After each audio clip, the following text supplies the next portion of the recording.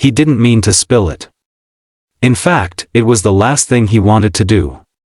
But when the mop bucket tipped and the cold water splashed across the polished floor, and right onto the expensive laptop sitting open on the conference table, his heart froze. "Sir, I'm so sorry. I didn't see," but it wasn't a "sir." It was her, Amelia Grant, CEO of Grant & Company, one of the most respected tech firms in the city, and standing there, trembling with a wet mop in hand, was Ethan Cole, the janitor who worked the night shift. For a moment, time stood still. The room was silent except for the soft hum of computers and the dripping of water onto the tile. Amelia slowly lifted her eyes from the ruined laptop, meeting his terrified stare. Ethan's hands shook as he tried to grab paper towels from the cart. I'll clean it. "Please, ma'am, I didn't mean." Amelia raised a hand.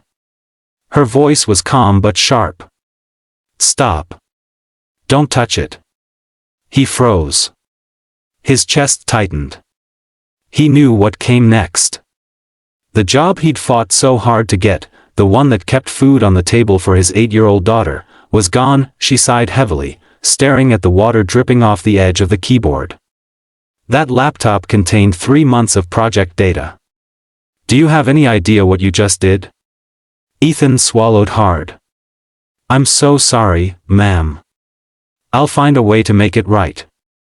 "I swear, make it right," she snapped.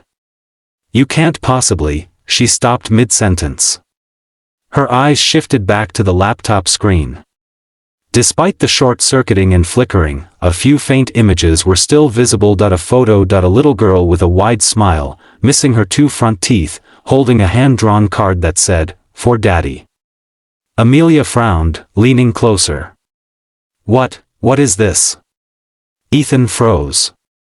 He didn't realize the screensaver had activated before the spill. It was a slideshow, images of his daughter, Lily. Photos of her first day of school, her messy birthday cake, her small hand gripping his in the hospital when she'd been sick. He looked down, ashamed. "That's my daughter." Something softened in Amelia's face. "This is your laptop?"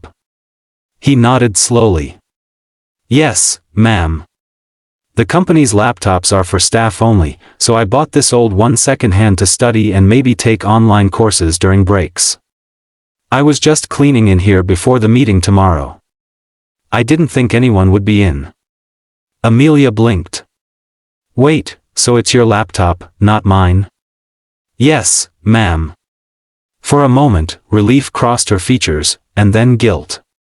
She had assumed the worst. She stepped back and exhaled. "I'm sorry, Mr. Cole." "Ethan Cole." "Well, Mr. Cole," she said, her tone softening, "it seems I owe you an apology. I jumped to conclusions." Ethan gave a nervous smile. "No harm done, ma'am. Except to my laptop." He chuckled weakly, trying to ease the tension. "It wasn't worth much anyway." Amelia studied him for a second, noting the faded uniform, the tired eyes, the quiet humility. "You said you were studying?" "Yes, ma'am. Trying to finish my degree online. I had to drop out years ago when my wife got sick. After she passed, it was just me and Lily. Been working whatever jobs I can find." Her eyes softened even more. "I'm sorry to hear that." He nodded, trying to stay composed. "It's okay. She's the reason I keep going. She wants to be a scientist, you know? Says she'll invent something to make cleaning easier for dads like me." He smiled faintly. "She thinks I'm some kind of superhero." Amelia smiled too, but her expression turned thoughtful. "Do you mind if I take a look at that laptop?" He hesitated. It's probably fried, ma'am. I know someone in IT who's very good. Let me see if they can recover it." Ethan's eyes widened. "You'd really do that?" "Of course. It's the least I can do after the misunderstanding." That night, Amelia personally carried the damaged laptop down to the IT department and asked for an immediate recovery attempt. When she returned the next day, she found Ethan again, mopping the lobby floor like nothing had happened. "Mr. Cole," she called out as he turned, startled. "Ms. Grant."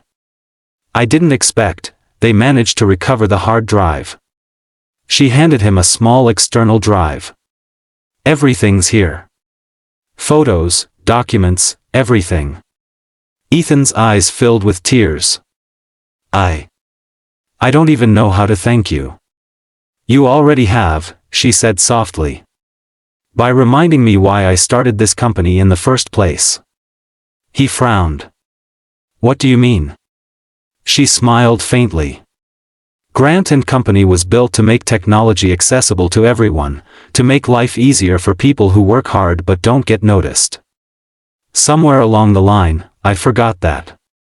Watching you last night, I remembered. Ethan looked down, unsure what to say. "Listen," she continued, "we have a maintenance automation project in early testing. I'd like someone with real-world cleaning experience to give us feedback. Someone who knows what actually works. Would you be interested?" He blinked. "You mean, me?" "Yes. You'd work part-time with the research team. It won't affect your janitorial position, but it will pay extra, and give you some hands-on tech experience." Ethan's voice shook. "Ms. Grant, I don't even know how to start thanking you." "Start by saying yes," she smiled. That he did. Weeks turned into months. Ethan split his time between mopping floors and attending project meetings. At first, he felt out of place, surrounded by engineers, software developers, and tech experts, but Amelia insisted his insight was valuable. When the prototype for an AI-driven cleaning system was finally presented, Ethan stood quietly at the back of the conference room. The project lead demonstrated how it optimized routes and reduced chemical waste by 40%, but when Amelia took the stage, she didn't talk about numbers. She talked about Ethan. "This project," she began, "was inspired by someone most of us walked past every day without really seeing. A man who reminded me that innovation isn't about replacing people, it's about empowering them. This is for the ones who work silently, the ones whose stories never make headlines." Ethan's throat tightened as the room erupted into applause. Amelia turned toward him and smiled. "Mr. Ethan Cole, thank you." After the event, she approached him quietly. "How does it feel?" He chuckled, wiping his eyes. "Surreal. I just wanted to do my job. Didn't think anyone would notice." She smiled warmly. Sometimes the people who make the biggest difference are the ones who never try to be seen. A year later, Ethan had completed his online degree, with Amelia's scholarship assistance.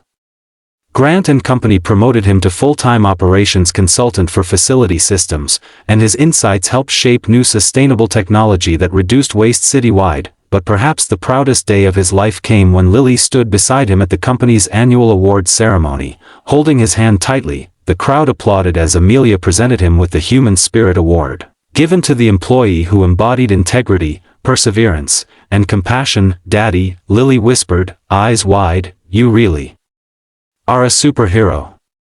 Ethan laughed softly, tears shining in his eyes. "No, sweetheart. I just got lucky that someone saw me when I messed up." Amelia overheard and smiled. "Sometimes," she said, stepping beside them, "our biggest mistakes lead us exactly where we're meant to be." Ethan looked at her, nodding gratefully. "I believe that now." That night, as he walked home with Lily, the city lights reflected off the damp streets.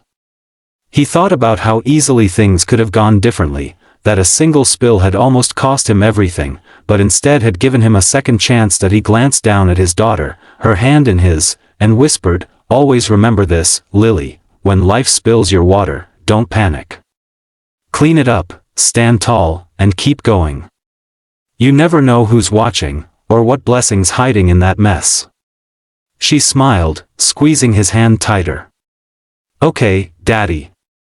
And for the first time in a long while, Ethan looked up at the night sky and smiled too, because sometimes the hardest days are just the beginning of the best chapters, and all it took was one spilled bucket.